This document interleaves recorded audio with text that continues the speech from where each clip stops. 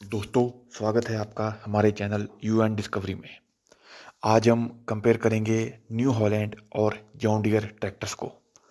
यह कंपैरिजन आधारित होगा quality, performance, durability, longevity, price, ownership cost और रीसेल वैल्यू के ऊपर। हमारा मकसद ये समझना होगा कि किस तरह के काम के लिए कौन सा ट्रैक्टर ज़्यादा प्रैक्टिकल है। Brand background. जॉन डियर 180 साल से ज़्यादा पुरानी कंपनी है।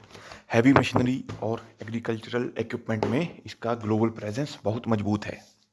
न्यू हॉलैंड 1895 में शुरू हुई कंपनी है।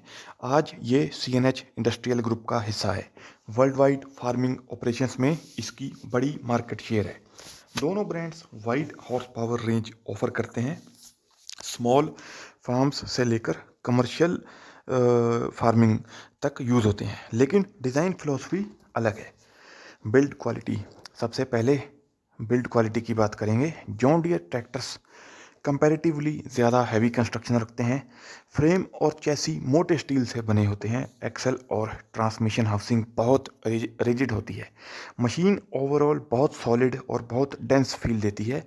लॉन्ग आवर्स और रफ टेरेन के लिए स्ट्रक्चर स्ट्रॉन्ग माना जाता है। New Holland tractors build quality अच्छी होती है। कंपोनेंट्स कंपैरेटिवली हल्के रखे जाते हैं, लेकिन मजबूत भी होते हैं दोस्तों। उनमें कभी भी आपको ब्रेकेज की समस्या नहीं आएगी। लेकिन जॉन डियर के कंपैरिजन में थोड़ा सा थोड़ा सा वेट कम रखा जाता है। डिज़ाइन में वेट और एफिशिएंसी का बैलेंस रखा जाता है। ये ट्रैक्टर्स को मैन्यूवरेबल बनाता है और फ्यूल एफिशिएंसी में मदद करता है।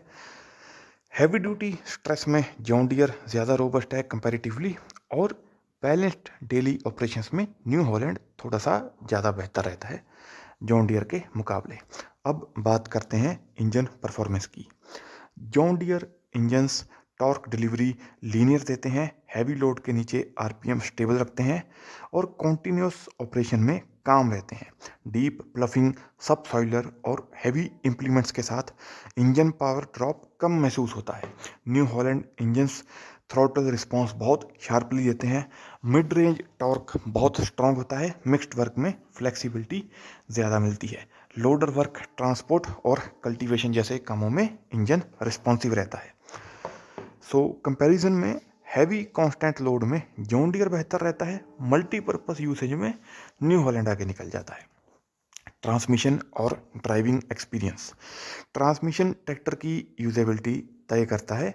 John Deere multiple transmission options देता है। Smooth gear shifting John Deere की पहचान है।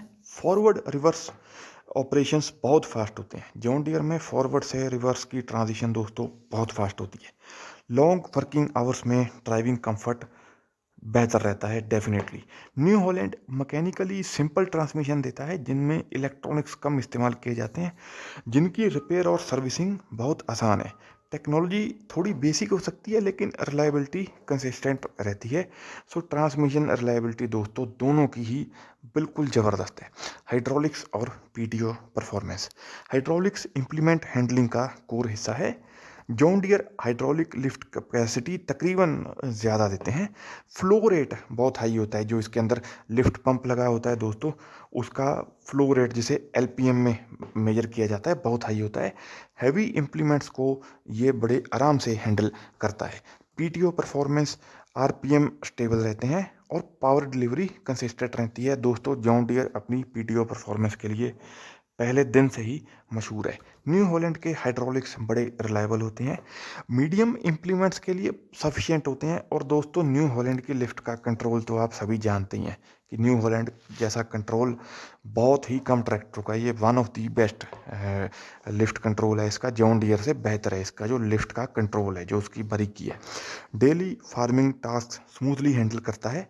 लार्ज इम्प्लीमेंट्स और लोडर्स में जॉन डियर ज़्यादा कॉन्फिडेंट लगता है, लेकिन भाई नॉर्मल घर की खेती के लिए न्यू हॉलैंड की लिफ्ट ज़्यादा सहूलत प्रदान करती है।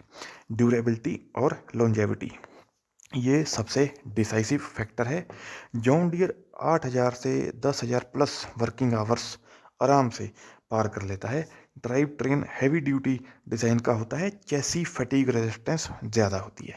प्रॉपर मेंटेनेंस के साथ ट्रैक्टर कई दशकों तक काम करता है। न्यू हॉलैंड में भी ड्यूरेबिलिटी अच्छी रहती है।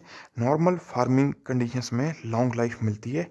एक्सट्रीम ओवरलोडिंग में कंपोनेंट जल्दी वेयर हो सकते हैं। जैसे दोस्तों न्यू हॉलैंड के जो हब रिडक्शन वाले ट्रैक्टर हैं वो अगर बहुत ही ज़्यादा हैवी लोड में कॉन्टीन्यूसली ऑपरेट कई सालों तक किए जाए तो उनके फिर पिछले हिस्से में आवाज़ आती है। जिन दोस्तों ने new Holland long term use किए हुए हैं हैवी लोड में, वो इस बात को बिल्कुल जानते हैं।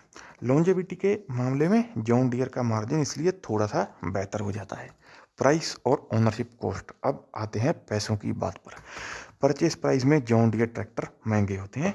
New Holland tractors comparatively affordable होते हैं। मेंटेनेंस कॉस्ट, जॉन डियर के जेन्युइन पार्ट्स महंगे होते हैं। न्यू हॉलैंड के पार्ट्स ज़्यादा इकोनॉमिकल प्राइस किए जाते हैं। Fuel efficiency, mid range models में न्यू हॉलैंड बेटर है, कोई शक नहीं। हाई एंड मॉडल्स में जॉन डियर ज़्यादा कॉम्पिटिटिव माना जाता है। टोटल ओनरशिप कॉस्ट, शॉर्ट से मीडियम टर्म में न्यू हॉलैंड ज़्यादा इकोनॉमिकल रहता है। लॉन्ग टर्म हैवी यूसेज में जॉन डियर अपनी कॉस्ट को जस्टिफाई कर जाता है दोस्तों।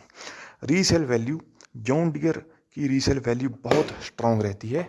यूज्ड मार्केट में डिमांड इसकी हाई रहती है। न्यू हॉलैंड की रीसेल वैल्यू भी स्टेबल रहती है, लेकिन जॉन डियर से थोड़ी कम रहती है। ये दोस्तों हम ऑन एन एवरेज बात कर रहे हैं, लेकिन पंजाब हरियाणा में न्यू हॉलैंड की रीसेल वैल्यू जॉन डियर से बिल्कुल किसी भी मामले में कम नहीं रहती। तो यहाँ पर दोनों को हम बराबर ही मानेंगे।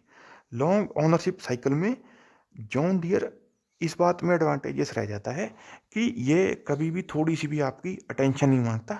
न्यू हॉलैंड थोड़े बहुत ट्वीक्स, थोड़ी बहुत सेवा न्यू हॉलैंड ट्रैक्टर मांग लेता है दोस्तों।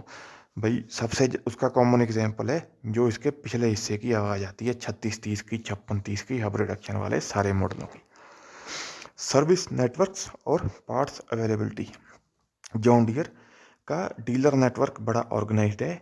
सर्विस स्टाफ हाईली ट्रेंड है। पार्ट्स अवेलेबिलिटी बहुत फास्ट है। न्यू हॉलैंड का भी सर्विस नेटवर्क बड़ा वाइड है। Local level servicing John Deere के मुकाबले ज़्यादा आसान है। और आफ्टर मार्केट पार्ट्स अवेलेबिलिटी भी ज़्यादा है। सर्विस क्वालिटी दोनों में एरिया और डीलर पर डिपेंड करती है। यूज़ केस बेस्ड रिकमेंडेशन, अगर आपका काम है heavy ploughing, deep tillage, long continuous operation तो जॉन डियर ज़्यादा सूटेबल है।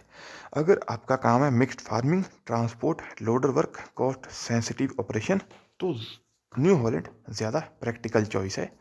फाइनल कंक्लूजन, जॉन डियर लाता है stronger built, higher extreme durability, better long term rugged performance. New Holland आपको ऑफर करता है better pricing, flexible performance, lower ownership cost.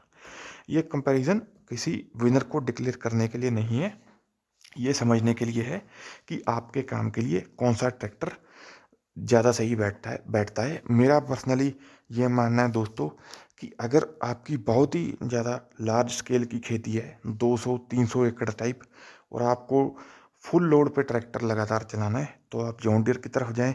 अगर आपकी मीडियम खेती है, 40-50 एकड़ के नीचे नीचे, तो आप न्यू हॉलैंड की तरफ जाएं, क्योंकि ट्रॉली पर और इंजन पावर में न्यू हॉलैंड जॉन डियर से आगे निकल जाता है। लेकिन जॉन डियर बड़े ज़्यादा वॉल्यूम में हाई लोड काम के लिए जॉन डियर ज़्यादा बेहतर रहता है। तो दोस्तों अपना यूज़ केस देखकर आप दोनों में से अपना ट्रैक्टर सेलेक्ट करें। दोनों ही ट्रैक्टर अपनी जगह पर बेस्ट है। दोनों ट्रैक्टरों की अपनी अपनी खूबियां हैं और दोनों ही ट्रैक्टर कामयाब हैं।